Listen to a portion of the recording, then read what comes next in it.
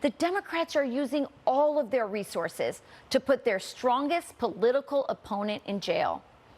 And what are Republicans doing about it? They just sit back and take it.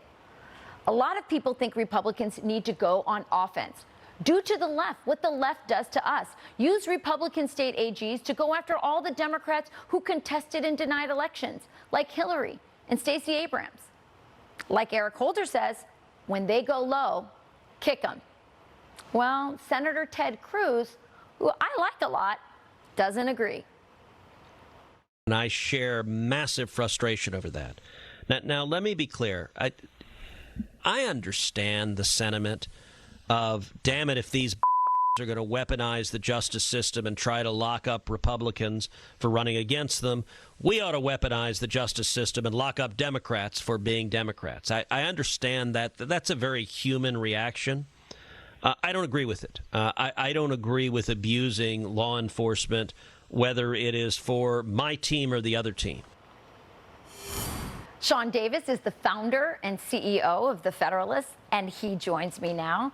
Sean, Ted Cruz, he's a smart guy. He's a constitutional scholar, but is he missing the moment? Does he not get that the Democrats, want to destroy the Republican Party, that they want to consolidate total political power?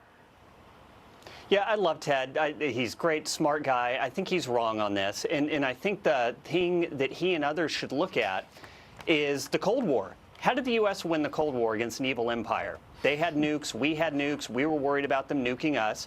We used a policy called mutually assured destruction that said if you so much as even think about launching something against us, we will nuke you in your entire country, and if we all go down, so be it. And it was that doctrine, that fear that was instilled in both sides that, hey, we better watch it or we're both going to get nuked, that actually led to something of a detente and then the eventual fall of the Soviet Empire. You got to do the same thing here. You can't tie your hands behind your back, let them punch you in the face and throw you in prison and say, well, you know, I could respond, but that would be icky and it wouldn't make me feel good. You're either interested in winning as a politician and putting points on the board, or you're a loser. And for too long, Republicans have been content to be losers. They're happy to beat the spread, but they don't really want to win. And I think the time for that kind of stuff is over. Yeah, I couldn't agree more. I think they think that just by pointing out the hypocrisy, that'll do the trick, and it clearly isn't. And I think you're absolutely right. You laid it out perfectly.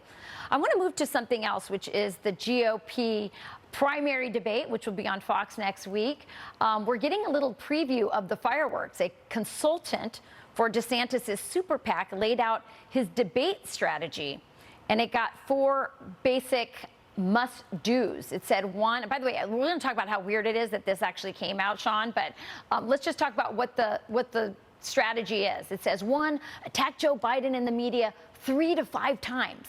2, state his positive vision for America 2 to 3 times. 3, hammer Vivek Ramaswamy. And 4, defend Donald Trump to an attack from Chris Christie.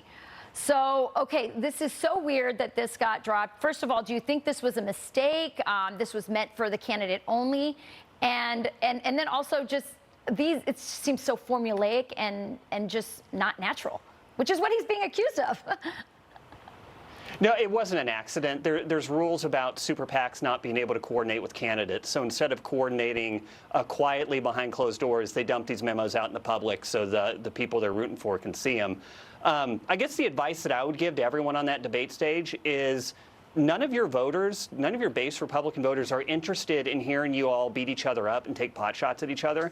The base Republican voter cares about 2 things. What are you going to do to beat Joe Biden, and what are you going to do to crush the left once you're president? And they need to understand that, yeah, they're running for the GOP nomination, but they're not running against each other. They're running against Joe Biden and the corrupt DOJ and the deep state. And what voters want to hear is how they're going to take care of that.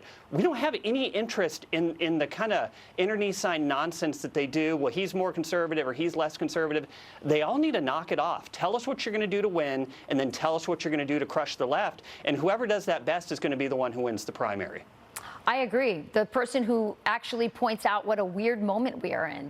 And by the way, Sean, I'm so sick of people saying banana republic. I don't think this is banana republic stuff. I think this is communist stuff, locking up your opponent. I think whoever points out the obvious, what we're all seeing, is the one who will win. And yet the strategy says that Ron DeSantis should attack Vivek Ramaswamy. What do you think will happen if Ron DeSantis actually does that? I think whichever candidate decides that his strategy is to attack everyone else, that candidate's not going to go very far. And it's interesting to look at how Vivek has been doing. The guy's got no big background, doesn't have a lot of name ID. He's kind of come out of nowhere, and then a lot of people are really interested in him because he goes out there and he talks about what he wants to do, and he talks about how bad things are that the left is doing, which you really don't hear a lot from Washington Republicans. They kind of get used to just defending the system. And so there's a reason Vivek is kind of surging and people like him. It's because he's not taking pot shots at the people on his own side. He's talking about what he wants to do. I agree. I think there's something else, Sean. I think they're both, Donald Trump and Vivek are outsiders.